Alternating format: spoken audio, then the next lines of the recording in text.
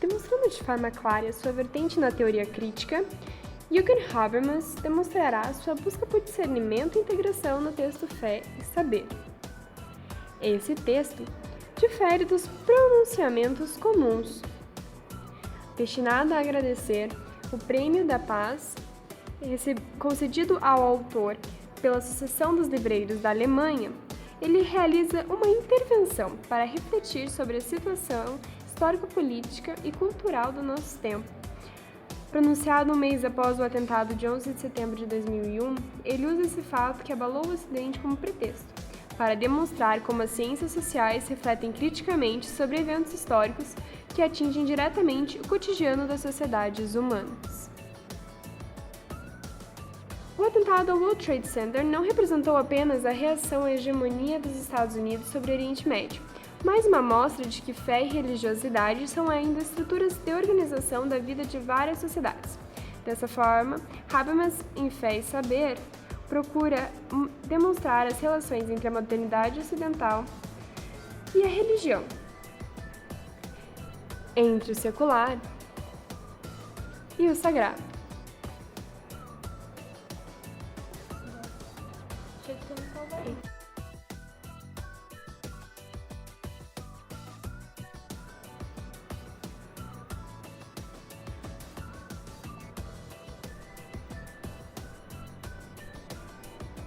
Nascido na cidade de Düsseldorf, na Alemanha, em 1929, mesmo ano da fundação da Escola de Frankfurt, Habermas é vivo até hoje, ainda contribuindo com palestras e outros textos continuamente publicados. Chegou a lecionar em importantes universidades, tais como a de Frankfurt, Nova York e o Instituto de Max Planck. Tratando de diversos temas das ciências humanas, tais como o positivismo, o marxismo, entre outros, Habermas é o principal representante da segunda geração da Escola de Frankfurt, da qual mostra claramente sua adoção à teoria crítica desenvolvida por essa corrente. A teoria crítica integra a filosofia a aspectos sociológicos, criticando o pensamento sistemático, buscando o entendimento e promovendo a transformação da sociedade.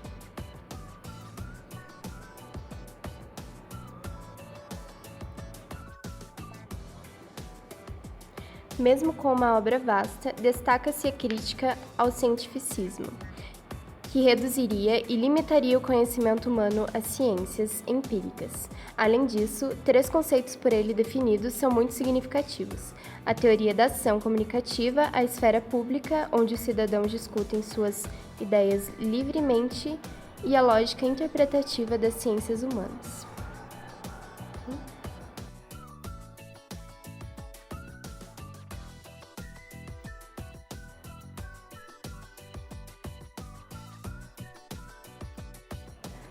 Em Fé e Saber, a emergência do assunto fundamentalismo se relaciona intimamente à discussão que até então era de grande importância no âmbito da religião versus ciências.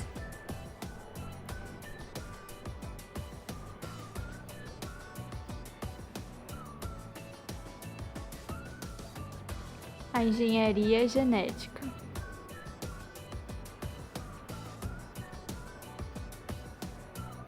Uma temerosa de perda dos limites da intervenção da ciência e outra temendo o retrocesso das ciências.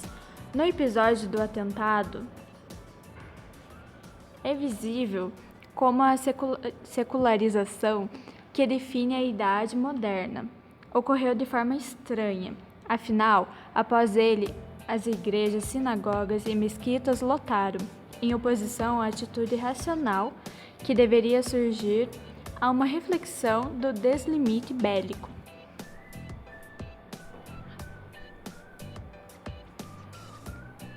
Habermas ainda coloca que o fundamentalismo é um fenômeno moderno.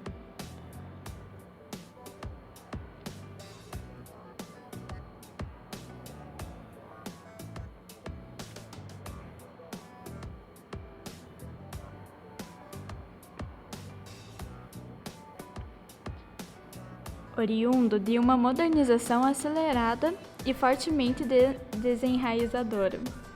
Isso ocorre porque a ideia de melhoria de vida proposta pelo capitalismo e suas lógicas de mercado não se concretiza, não compensando a dor pela degradação das tradições culturais e religiosas. O autor ainda ressalva que há extremismos tanto no Ocidente quanto no Oriente, entre cristãos, judeus e muçulmanos.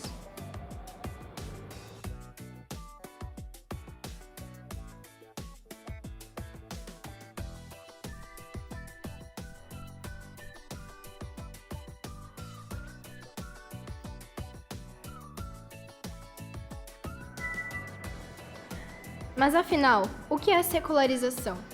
Inicialmente ligada à passagem de bens da Igreja para o Estado, ela acabou-se por referir-se ao surgimento da modernidade como um todo, como uma domesticação da autoridade eclesiástica pela ciência. Nesse sentido, surge o que ele chama de jogo de soma zero, pois duas visões se opõem e racham a sociedade. Uma desacreditava a vida moderna, como um bem furtado ilegitimamente que levaria à ruína. Outra substitui o modo de pensar religioso por equivalentes racionais. Isso levaria ao que o sociólogo Max Weber chamou de mundo desencantado.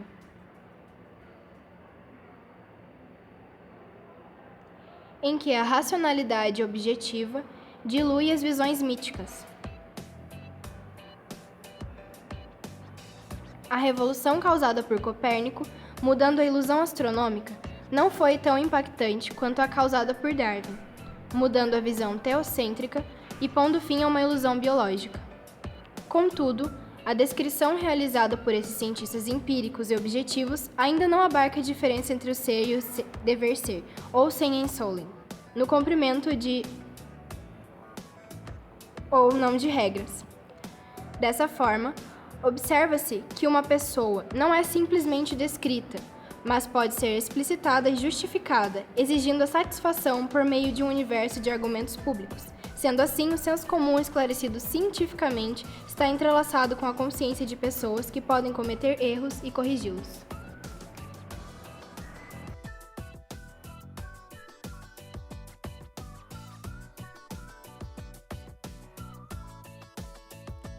Habermas curiosamente nota que o direito racional igualitário tem raízes religiosas, mas, modernamente, a secularização ocidental parece destinada apenas à marginalização das religiões.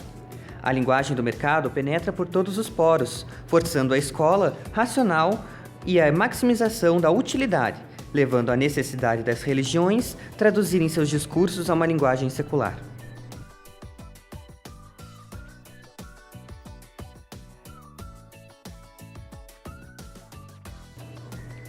Kant irá separar, então, a fé moral revelada positiva, que teria conduzido ao melhoramento da alma, mas tornou-se uma amarra.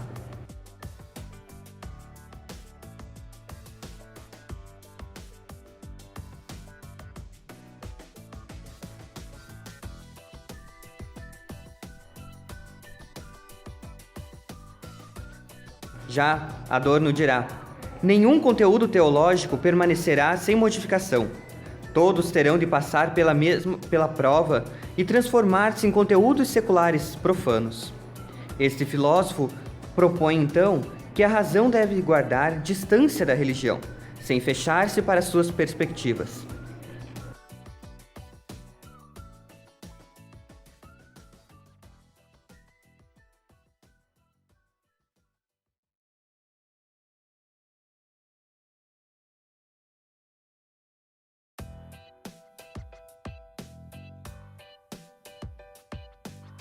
Ele irá propor, então, que o Estado tome outra forma que não a de Hobbes, com dimensões de polícia e forças militares, mas a de um poder mundial de configuração civilizadora, com a comunicação neutra, afastada de ambas as visões de mundo, aberta para a possibilidade de aprender com ambas as partes do conflito.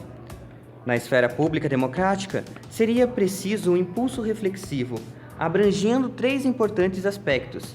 Primeiro, assimilar a existência de outras confissões e religiões. Depois, adaptar a autoridade das ciências, que detém o monopólio do saber mundano. E ainda, adequar as premissas do Estado constitucional. Habermas conclui indagando: se alguém pudesse interferir na composição de vida de outro, sem ao menos supor um consenso com o outro, ao seu bel prazer definir a vida de outrem, impondo o que lhe pareça mais adequado, não destruiria as liberdades entre iguais e asseguraria a diferença? Ele utiliza esse conceito para questionar as ações definidoras de serem propostas pela engenharia genética, em que se estabelecem padrões de criação que retiram da humanidade a igualdade comum, levando grande questionamento ético.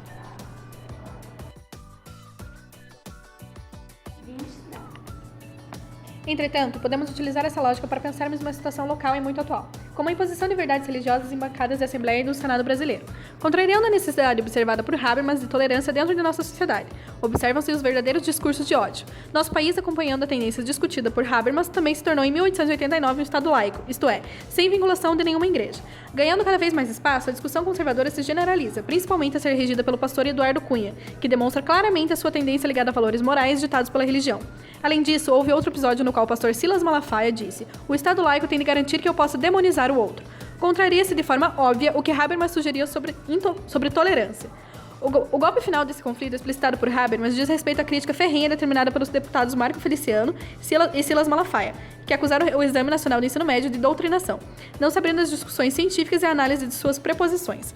Como propõe o filósofo, o Estado representado por esses políticos remete à dissonância entre a religião e um pensamento expositório da ciência. Seria necessária uma leitura intensiva desse texto de Habermas para que a compreensão do papel do Estado nesse embate ocorresse de forma neutra, para que o processo civilizatório ocorresse de forma aberta, sem apresentar tendência para nenhum dos lados, nem religião, nem ciência. Assim, alcançaríamos a sociedade verdadeiramente livre, sem ser voltada para um capitalismo e uma globalização ultrapassadora de sentido moral, e uma moral impregnada de uma única religião sem haver discussão.